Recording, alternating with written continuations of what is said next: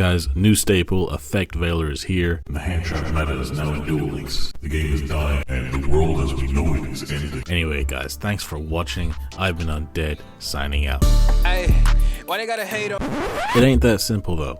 The truth is, Effect Veiler is an amazing card, but it doesn't change things as drastically as some may lead you to believe. If you don't know Effect Veiler, it's a level 1 tuner that you can discard during your opponent's main phase, target and negate one of their monsters. What's great about this in comparison with interruptive back row like traps or quick play spells is that unlike those, this isn't a card you have to set on your own turn in order to use on their turn. You can just have it in hand and use it, meaning that on the very first turn of the duel, when you are going second with this card in your hand, you can have a way to interrupt your opponent's plays before you even start your first turn. Understandably, you might be worried about this. The first turn, you're supposed to be able to set up a defense to help you survive against your opponent's assault, since they are the ones with the first opportunity to attack. But this might just be a bit of privilege effect, where we feel like we can do things freely on the first turn, and therefore we must deserve to do things freely on the first turn. You can set up a whole board uninterrupted, and when it comes around to your opponent's turn, they have to have ways to either break it or play through it. And that fact has actually been pretty good for the game's health, since players build their decks to be versatile for both going first and going second, as if they focus too hard on going first, they won't be able to break through or play through boards if they go second, and if they focus too hard on going second, then if they go first, the opponent will be able to break through or play through their field far more easily. Despite this, at the end of the day, versatile board breakers are often not powerful enough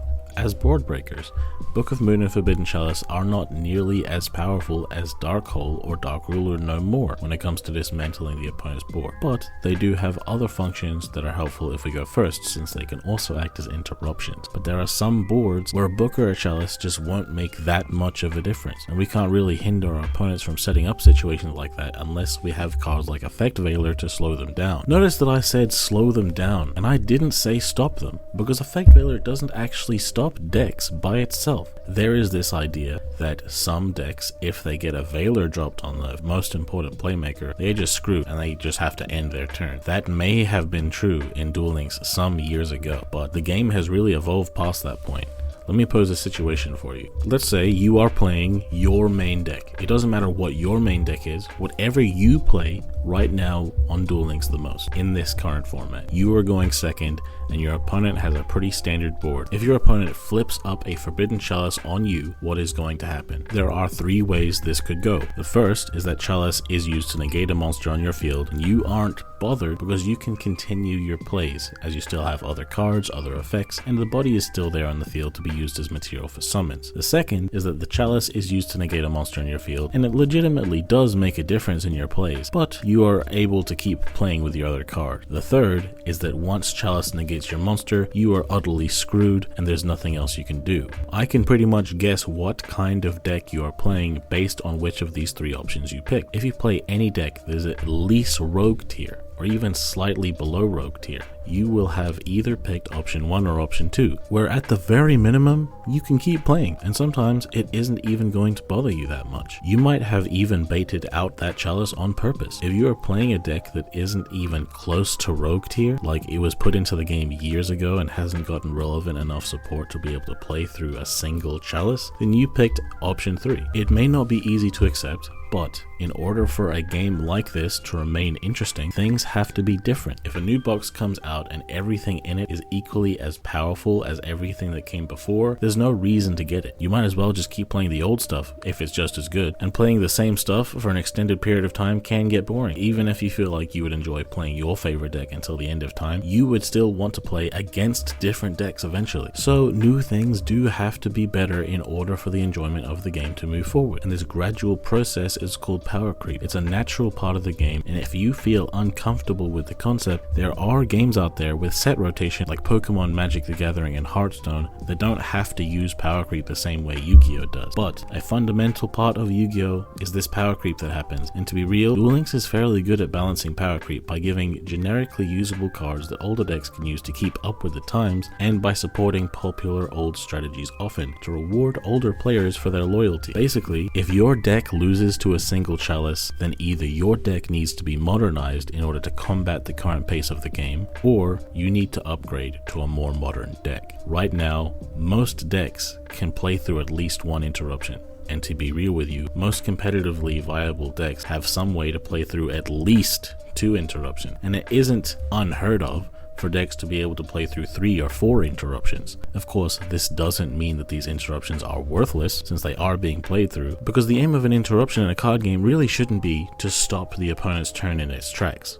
That would be pretty one-sided, and that's not fun. Each interruption will slow down the opponent a bit though.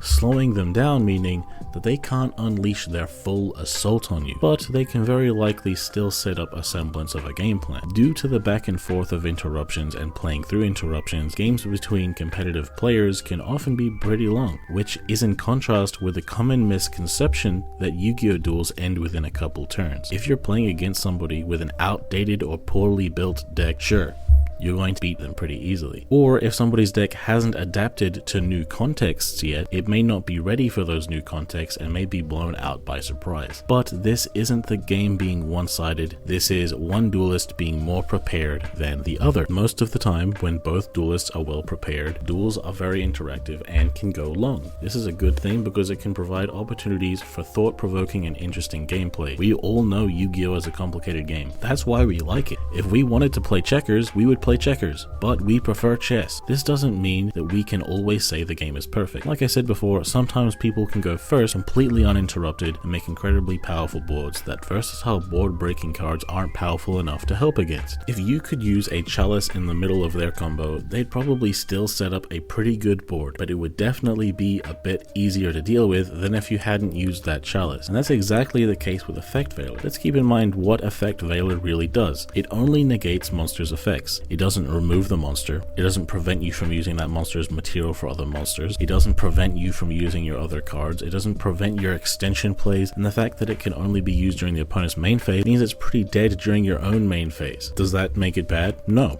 I think it's very good, but it isn't game-warpingly overpowered. Everybody has already proven that they can more than play through a chalice. And if you can play through a chalice, then you can play through an Effect Veiler. Chalice is still good though, even though people can play through it because it still slows the opponent down. Slowing them down can keep you alive and provide opportunities for your own strategy to strike into theirs. And it's the same thing with Effect Veiler. The benefit of Veiler just being that you can use it before you start your first turn. If you watched our video on how to become a pro, you might have taken note that you can make educated guesses about what your opponent's back row might be simply by looking at the hourglass, feeling the delays, and considering the context of the field. Since Effect Veiler isn't a back row, will we still be able to do that? The answer is yes. Since it can only be used during the opponent's main phase, and it activates by targeting an opponent's monster, you can tell whether or not the opponent might have it in their hand first of all by seeing if they have any cards in their hand at all, and second of all, just like back row that targets opponent's monsters, seeing if there are any delays during your main phase before you summon a monster. Then if there is,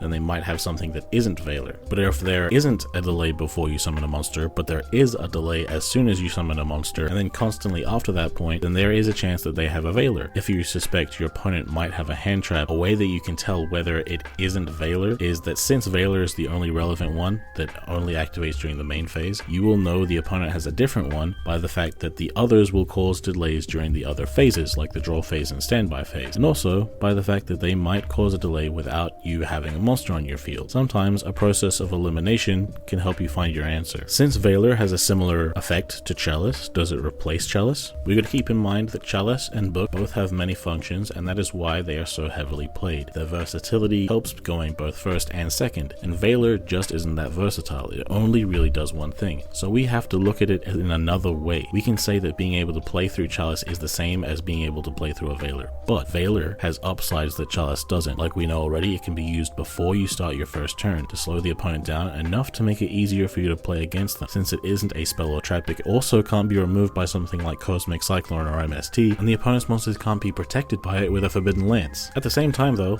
if you set other back row, those back row are more likely to get hit by a Cosmic or MST, whereas if that Effect Veiler was another back row, your more important back row may have had a chance to be spared from the removal. This might also be a hidden bonus though, because of the new archive skill Destiny redraw MST. If you had 3 set back row, the opponent would have been able to guarantee themselves an MST with this skill. But if one of those back row was a Veiler instead, then you would have just as many interruptions without triggering the opponent's MST skill. The last thing I want to talk about is the worry that Duel Links will become just as hand trap ridden as the TCG. The thing is, Duel Links adds staples when we are more or less ready for them, when we can play through them, not when their simple activation would end the turn, except for IDP, that one's a bit much. For the most part, this has been true in the TCG as well. It's just that the abrupt nature of the way it happened in the TCG may have caused players to feel disgruntled. They can't afford those $50 Ash Blossoms or the cards that helped play through them, so with their budget decks, they got cooked by Ash. But in Duel Links, Veiler came at a time where even the bottom of the rogue tier can play through a Veiler. But Veiler is still relevant enough to slow people down a bit, and when we are able to easily play through Ash while still having Ash as still relevant enough, then I'm sure we will get it no sooner than that point as well. I think it is pretty funny to see people's doomsday theories about the game anytime a big shift happens in the game, but funnily enough, Effect Veiler isn't even that big of a shift. It's almost like it's naturally finding itself here when it makes sense to be here. Things really aren't going to change dramatically because of this. That's just my thoughts on it, guys. I want to know what you guys think, so leave your opinions in the comments, and if you like the video, then slap like now, subscribe if you haven't already, hit that bell to get notified every time we make a new video. I've been Undead from Team 6K, signing out. Hey, why they gotta hate on me? I done got me 250,000 views and they still saying they low key. They ain't wanna come work with the kid, but I'm flexing with Zay on beats. How they ask for a spot at the gym, but they leave all the weight on me. I don't ask them to wait on me. They would ask where they gon' be with a song if they wanted the weatherman. I ain't asking to pay no fees. She was homeless and needed a spot. I ain't ask her to pay no lease. I ain't ask her to say no please. I ain't ask her to make no cheese. Scream fake, but it ain't on me. Got clean so it ain't no streets. Why green if it ain't no keeps? Brought cream so it ain't no beef. My team say it ain't no chief. My demon, they hang on me. They seemingly ain't no peace. I seen him, he ain't no beast. For